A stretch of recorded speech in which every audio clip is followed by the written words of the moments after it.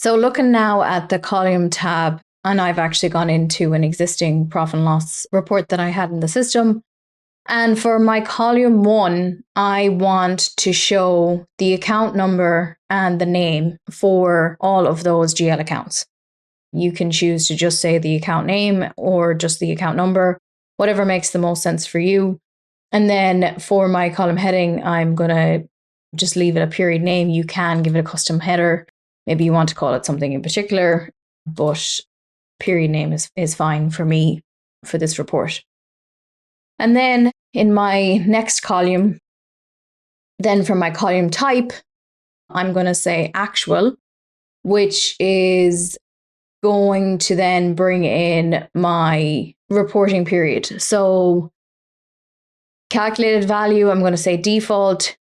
You can choose to say, use the rows tab settings. So what did you say as your basis for amounts on your rows tab? You could use that, or you can override, particular columns, and you can say, I want to do for the period, start of period, end of period. But more often than not, we're defaulting all of that to go back to whatever it says on the account group for the basis for amounts. And then I'm going to choose my reporting period. So I'm going to choose current month for this particular column.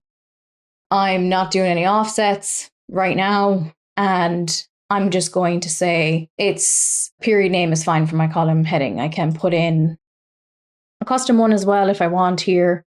And then, if there was a dimension structure, we would put that in here, but we're just basing this off our account groups at the minute. Do you want to expand by a particular dimension? No, we're not going to get into that right now. And then we're going to show this as a number with no visual indicators.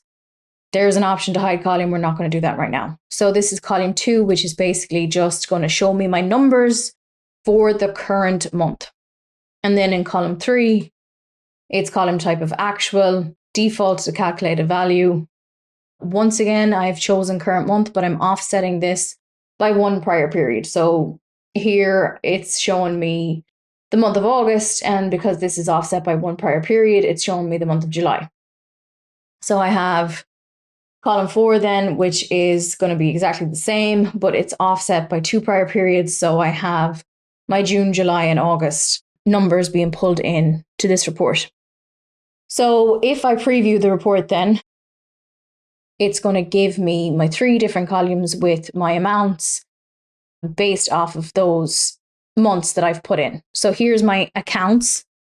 Down the side, it's giving me the account number and the account name because that's what I specified. And then it's pulling in the amounts for current month, 1 prior period, 2 prior periods. And then obviously I can decide, to do a completely different reporting period. Maybe I want to get rid of column 4 altogether. And maybe I want in my column 3 for it to be current year to date instead.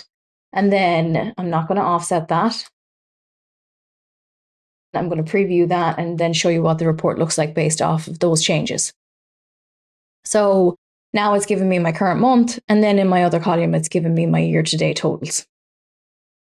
My, account number and my account name hasn't changed here because I haven't made any edits to that, but I can go back and I can say, I don't actually want to display the account number at all. I just want to see account name. And what does that look like then on the report?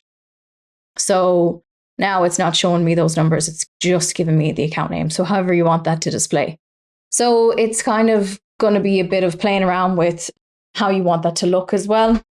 And this is just an example of how to build it out based off of your rows being accounts. There is obviously a lot of different options here with your column types. And we can get into that in another video where we base it off of dimensions and a dimension structure. So we'll get to that a little bit later in the process. In the next video then, we're going to look at computations.